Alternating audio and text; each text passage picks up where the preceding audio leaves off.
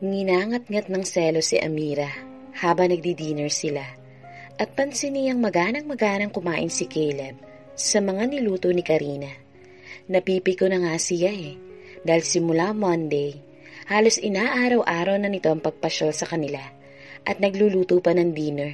Daig pa nito ang asawa kung umasta at di ni alam ko sinasadya nitong isama pa si Tom para sa kanya naman mabuhos ang atensyon nito at masolo nito ang kanyang asawa. Manhid nga yata itong si Karina. Hindi makahalata na naiinis na talaga siya. Nananadya yata porket alam nito ang dahilan kung bakit siya pinakasalan ni Caleb. Ngunit kung talagang gusto nitong makipagkaibigan sa kanya, hindi ba dapat bigyan siya nito ng pagkakataon para mapalapit ang puso ni Caleb sa kanya? Ngunit ang lahat ng mga pagdududa niya ay hindi niya maisatinig. Sabi nga sa Art of War, kung kaaway niya si Karina, kailangan niyang mas maging madikit dito. Mukhang nagustuhan mo talaga mga luto ko ha? Natatawang sabi ni Karina nang halos maubos ng mabilis ni Caleb ang pagkain sa pinggan nito. Nang muntikang mabulunan pa ang lalaki, halos sabay sila ni Karina na inabutan nito ng tubig. Bahagya pa silang nagkatinginan ng dalaga. Pati si Tom, napailing sa kanilang dalawa. Para naman siyang napahiya nang iyong tubig na inabot ni Karina ang ininom ni Caleb. Napayuko tuloy siya, hinarap na lamang ang pagkain. Si Tom naman nilagyan ng ulam ang pinggan niya. Kung sa iba lang sigurong sitwasyon, baka natawa na siya sa eksena nila. Inaasikaso siya ni Tom, habang si Karina naman, inaasikaso ang asawa niya. Napahigpit pa ang mga hawak niya sa kutsara at tinidor, nang makitang nilagyan pa ni Caleb ng extra soup ang bowl ni Karina. Kulang na lang sabihin ito sa kanila ni Tom na lumabas na sila ng dining room dahil panira lang sila sa moment nito with Karina. Talagang walang pakialam si Caleb sa kanya. Kahit sa harapan nito, di na nito napigilan ang mararamdaman nito para kay Karina. Talagang walang pakialam si Caleb. Kahit sa harapan nito, ay hindi na nito mapigilan ang nararamdaman nito para kay Karina. Okay lang ba sa'yo ang ganito? Nagmumukha kang tanga sa ginagawa ng asawa mo. Parang sinasabi ng utak niya sa puso niya. Umayos siya ng upo. Ewan ba niya kung anong naisipan niya? Sa halip na magmukmuk sa isang tabi at patay ng sarili sa selos, naisip niyang ibaring na lamang ang atensyon kay Tom. Sumandok rin siya ng soup nilagyan ng mangkok nito. Thanks, nakangiting sabi sa kanya ni Tom. Nginitian rin niya ito pabalik. Huling-huli niya ang pagkunot noon ni Caleb. Hindi na lamang niya ito pinansin. Ang lagay ba, ito na lang ang may karapatang makipag-flirt sa iba. Ngunit natigilan siya nang makitang biglang lumagkit ang tingin sa kanya ni Tom. Pakiwari niya binigyan ito ng ibang pakahulugan, ang extra sweetness niya. Naiilang tuloy siya ngayon. Hindi magandang mag-asawa sila ni Caleb, and yet ibang kapareha ang kinakalantari nila. Hindi siya pinalaking ganito ng mga magulang niya. Para sa kanya, ano man ang naging rason nito kaya siya pinakasalan, mananatili pa ring sagrado ang kasal nilang ito. Si Karina naman, tila nagustuhan ng ginawa niya kay Tom. Ang weird lang ng ganitong setup nila. Parang naaalibadbaran siya kung kaya't kaagad na niyang tinapos ang kanyang pagkain at nagpaalam kay Tom at Karina na mauuna na siya sa kwarto dahil masama at sumakit ang ulo niya. Nagulat pa nga siya nang biglang dumating si Chloe. Panigurado mag-aaway na naman ang dalawang yun ni Karina. Bahala na nga kayo sa mga buhay ninyo, sa isip-isip niya. Inirapan pa niya si Chloe nang magsalubong ang paningin nila, kaya't pairap rin niya itong tinignan, saka nagmamadaling nagkulong sa kanyang silid. Parang gustong-gusto na niyang sumigaw. Yung dahilan tuloy niya kaninang masakit ang ulo niya, waring nagkakatotoo nga. Hindi na niya kayang sarilinin ang sakit ng kalooban na nararamdaman. Kaagad niyang tinawagan ang kanyang ina. Ma, kumusta na po kayo? Miss na miss ko na po kayo. Aniya rito. Hindi na niya napigilan ang pagpatak ng kanyang mga luha. Sus naman anak, kung magsalita ka naman parang nasa malayong lugar ka. Pwedeng-pwede ka naman pumarito kung gugustuhin mo, di ba? Siguro naman pagbibigyan ka na ni Caleb kung sabihin mong uuwi ka ng Santa Elena. Anang ina niya. Namimiss ka na nga rin namin ng daddy mo. Kahit pa kauuwi mo lang dito noong nakaraang. Natigilan ito. Amira, umiiyak ka ba anak? Nag-aalalang tanong nito sa kanya. Tumawa siya ng pagak. Namimiss ko lang po kayo, Mi. Hindi pala ganun kadali ang buhay may asawa. Kahit sabik na sabik ako makasama kayo, hindi naman basta-basta anytime pwede akong umuwi dyan. Dahil busy si Caleb sa trabaho niya. Kawawa naman po kung iiwanan ko siyang mag-isa dito. Kinagat niyang ibabang labi upang hindi mapahagulhol. Siyempre naman anak, nauunawaan naman namin iyon. Hindi ka na lang nagdidesisyon para sa sarili mo ngayon. Pero mukha namang mahal na mahal ka ng asawa mo. Kaya pa na yung pagyayabang ng daddy mo na napakaswerte mo raw sa naging asawa mo. Halos sa lahat ng kaibigan niya pinagmamalaki yun. Hindi siya umimik, ngunit napapahikbi na siya. Alam niyang masasaktan ng husto ang mga magulang niya kapag nalaman ng mga ito kung ano nangyayari sa kanyang buhay may asawa. Naiiling na tumayo ito. I have to go. Mukhang gulo na naman to. Tumatawang sabi nito nang tapikin ang isang balikat ni Caleb. Saka nilingon sina Chloe at Karina. Go ahead. Anitong dire-diretso nang lumabas ng bahay. Naiwan tuloy siya sa dalawang babae na nagbabangayan. What is this, Caleb? Bakit hinahayaan mo na naman makapasok sa buhay mong babaeng to? Sita ni Chloe sa kanya. Hindi siya umimik. Si Karina ang sumagot dito. Well, isa lang kasing ibig sabihin nun. Ako pa rin hanggang ngayon ang laman ng puso ni Caleb. Kaya kahit anong gawin mo. Nabigla si Caleb nang biglang tumayo si Chloe at atake ng buhok ni Karina. Napilitan tuloy siyang pumagitna sa dalawang babae. Damn it! Stop it, girls! Ano ba? Para kayong mga bata! Sigaw niya sa mga ito. Sa kainis na tinignan si Chloe. Please, Chloe, umuwi ka na nga muna. Okay? Ako talagang pinapauwi mo, ha, Caleb? Baka nakakalimutan mo. Ako ang kasama mo nang ipagpalit ka ng bruhang yan sa ibang lalaki. Shit, Caleb!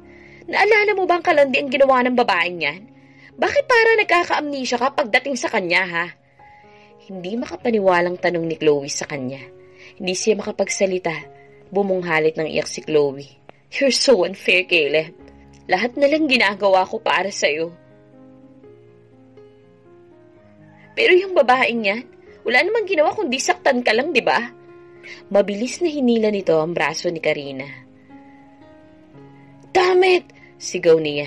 Stop it, Chloe! Pwede ba? Galit na sigaw niya kay Chloe. Hindi makapaniwalang tinignan siya ng dalaga. Bakit, Caleb? Masama ang loob na sabi nito sa kanya. Saka madilim ang mukha na tinadyakan si Karina. Hindi niya inaasahan na gagawin niyo ng dalaga, kung kaya't hindi niya ito kaagad na awat. Napahiga sa sahig si Karina. Nagmamadali niya itong tinulungan. Saka nagpupuyos ang kaloobang sinampal niya si Chloe. Galit na galit si Chloe sa kanya. Fine! I don't really care. You think she's better than me? Fuck you, Caleb. I hope you will have a shit life together. You ungrateful bastard. Pagkasabi nun, nagmamadali nang tumakbo si Chloe paalis ng bahay. Hindi na lamang niya ito pinansin. Ilang beses na sila nag-aaway ni Chloe at sanay na siya rito. Nag-aalalang nilingon niya si Karina. Are you alright? Kukuha lang sana ng tubig sa kusina si Amira, ngunit hindi na siya nakagalaw sa kanyang kinatatayuan. Nang makita niya ang awayan ni na Chloe at Karina. Ngunit ang kinagulat niya ay ang ginawang pagsampal ni Caleb kay Chloe para ipagtanggol si Karina. Nagulat siya.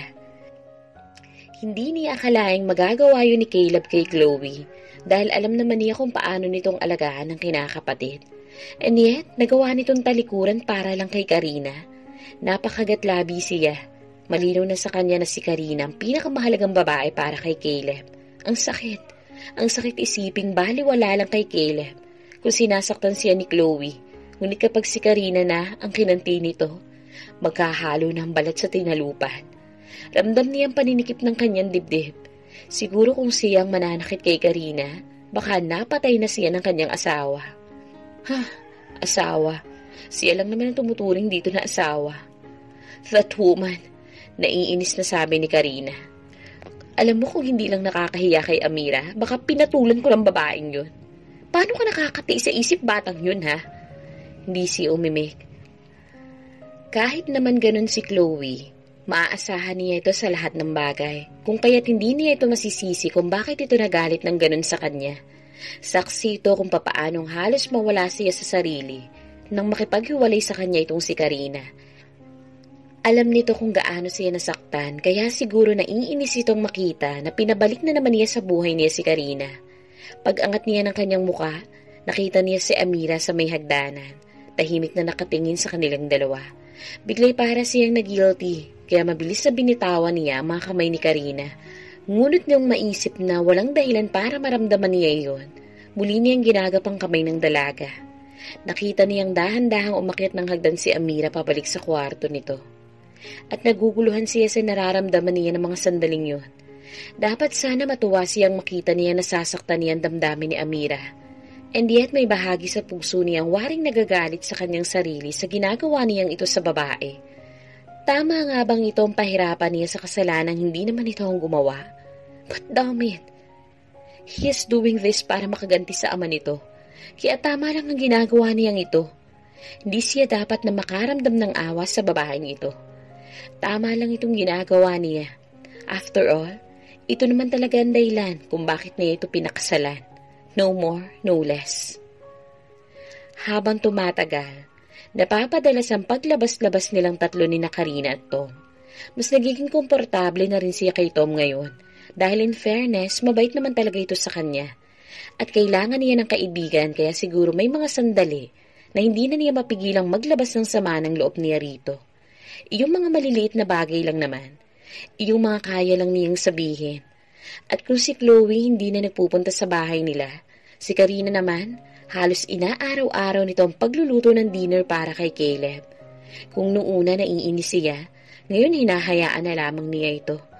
At least, nakakasalo naman niya mag-dinner si Caleb nang dahil kay Karina. Naninibag ho pa rin siya kapag nakikita niya ang kakaibang turing dito ng asawa. Pero ano bang magagawa niya? Namamanhid na rin siguro siya at nagsasawa na siyang umiyak gabi-gabi, kaya pinagtutuunan na lamang niya ng pansin ang pag-aaral mag-bake. This is the most delicious cake I've ever tasted in my entire life. Eksaheradong sabi ni Tom kay Amira, nang patikimin niya ito ng lemon cake na ginawa niya. Napangiti siya. Alam naman niyang binubola lamang siya nito, pero masarap sa pakiramdam na naa-appreciate nito ang mga ginagawa niya. Kahit alam kong binubola mo lang ako, maniniwala pa rin ako sa'yo. Natatawang sabi niya rito. Promise, masarap talaga siya. Here, have a bite. Sabi nitong kumuha ng isang kutsara ng cake at akmang isusubo sa kanya nang biglang pumasok sa kusina si Caleb. Huling-huli niya ang pagdidilim ng anyo nito habang nakatingin sa kanilang dalawa. Si Tom naman ay waring hindi apektado sa presence nito. Masaya pa nitong nilingon ng lalaki. Dude, dapat matikman mo tong cake na ginawa ni Amira. Parang walang narinig si Caleb. Mabilis itong lumabas ng kusina. Napakamot lang si Tom saka napatawa. Kung di ko lang kilala ang asawa mo, iisipin ko may period siya ngayon. Ma'am, mag-grocery lang ho ako ha. Binigyan ako ni Sir ng pera para mamili ng mga kailangan natin sa bahay. May papabili po ba kayo? Tanong ni Amy sa kanya. Talagang sinadyang hindi pa daanin sa kanya ni Caleb ang perang pambili ng mga kailangan sa bahay. Gusto lang, tau-tauhan lamang siya sa pamamahay na to. Pwede bang sumama na lang ako sa'yo? Nakakainip rin kasi dito sa bahay eh. Natatawa ang babae. Kung magsalita kayo, parang kayong katulong dito sa bahay ah. Siyempre naman po ma'am, pwede kayong sumama. Natigilan siya. Para namang napahiya ito na ma-realize ang sinabi. Pasensya na po ma'am. Hindi ko lang alam kung bakit ganun si Sir sa inyo eh. Hindi ko rin alam kung bakit pinapayagan ninyong tratuhin kayo ni Sir ng ganun. At namula ang mukha nito. Naku, bakit ba kung ano-anong nasasabi ko? Tara na po ma'am. Habang abala pa si Sally sa paglilinis ng kwarto ni Sir. Naaalibad ba rin ho ako sa matandang yun eh. Sabi nitong bahagyang napasimangot, feeling manager. May pait sa mga labing napangiti siya. Tena nga't baka tanghaliin pa tayo. Yaya niya sa babae. Nag-taxi na lang sila papunta sa grocery. Nagulat pa siya na makita sila ni Tom habang nag-aabang sila ng taxi pa uwi. Hindi na siya nakatanggi pa nang magpilit itong ihatid na lamang sila pa uwi. "Thank you," sabi niya sa lalaki, habang tinutulungan sila nitong ibaba ang kanilang mga pinamili. "I think I deserve a cup of coffee," sabi nito sa kanya, kaya napilitan siyang igawa ito ng kape at papasukin sa loob ng bahay. "Why do you allow him to treat you like that, Amira?" Matiim na tanong nito sa kanya nang ibaba nito sa mesa ang hawak na tasa. Umiwas siya ng tingin. "Akala mo ba hindi ko napapansin? Yung harap-harapang pambabastos niya sa'yo." Anito. "Kung hindi nga lang pangit na makialam, baka nabigwasan ko na yung lalaking yun eh. Tom, come with me. Kung hindi ka niya kayang paligayahin, hayaan mo ako magbigay nun sa'yo, Amira," sabi ni Tom sa kanya. Natigilan siya sa sinabi nito.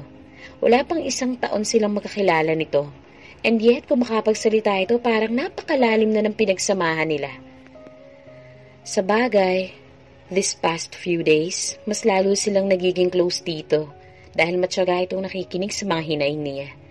Yung mga bagay na di niya magawang sabihin sa pamilya niya, kay Tom niya na sinasabi.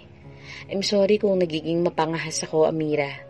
I promise myself na hindi ako lalampas sa boundaries. But for God's sake, ako nahihirapan kapag nakikita kitang nasasaktan." "Tom, salamat sa pagiging kaibigan mo. Salamat rin dahil nandyan ka para makinig. Pero alam mo naman siguro kung gaano ko kamahal si Caleb at handa kang magtiis kahit nagmumukha ka ng tanga, ganun ba? For somebody who believes, a single reason is enough," matapat na sabi niya rito. "Naniniwala akong darating ang panahon, matututunan niya rin ako mahalin. Nag-iisa lang ang babaeng kagaya mo, kaya siguro gusto kita," matapat na sabi nito sa kanya. "And from now on, nag-decide na ako na palaging nandito sa tabi mo para ipagtanggol ka, Amira. Lalo na nang nalaman ko mula kay Karina ang totoong dahilan kung bakit ka pinakasalan ni Caleb." Napahinto sa pagpasok sa loob ng bahay si Caleb. Napayuko ang kanyang mga palad. Narinig niyang sinabing iyon nito. Sa halip na tumuloy sa loob, sumakay siya ng kanyang big bike. Pinatakbo yun na matuling palabas ng bahay. Dumiretso siya sa isa sa kanyang mga pub house. Alam na ng waiter kung anong ibibigay sa kanya nang itaas niya ang isang kamay niya. Hindi niya maintindihan kung ano itong takot na nararamdaman niya sa dibdib niya nang makita niya sina Tom at Amira na mukhang nagkakamabutihan na. Hindi niya masisisi si Amira kung mabaling sa ibang pagtingin nito. Hindi ba't siya nagtataboy rito palayo? Kaya kung may dapat mang sisihin, kung napapalapit ito kay Tom, walang iba kundi siya. Binabaliwala lamang niya yon at gusto niyang ito ng atensyon niya kay Karina dahil pilit niyang binubura ang kung anumang nagsisimula niyang nararamdaman para sa asawa. But damn it, bakit kahit na anong pilit na gawin niya, hindi niya tuluyang maiwaksi ang tunay niyang nararamdaman para dito? Hahayaan na lamang ba niya itong tuluyang maagaw sa kanya nang dahil sa galit na nararamdaman niya sa ama nito? Nagtatalo ang puso at utak ni Caleb. Hindi siya dapat magpatalo sa kanyang emosyon. Baka naaawa lang siya kay Amira, kaya siya nagkakaganito. Parang gusto niya magwala ng mga oras na iyon, kung kaya't napagbuntunan niya ng galit ang isa sa mga tauhan niya na mali-mali ang trabaho ng araw na iyon. Galit na binunot niya ang kanyang baril at tinutok dito. "Hindi kita pinapasweldohan ng malaki para maging tatanga-tanga," bulyaw niya rito. Napaluhod sa harapan niya ang lalaki dahil first time siyang nagalit sa loob ng pub house at first time rin niya itong mapagalitan ng ganun sa kaunting pagkakamali nito. Samantalang minsan na rin ito nagkakamali noon. And yet, hindi naman siya nagagalit ng ganito katindi.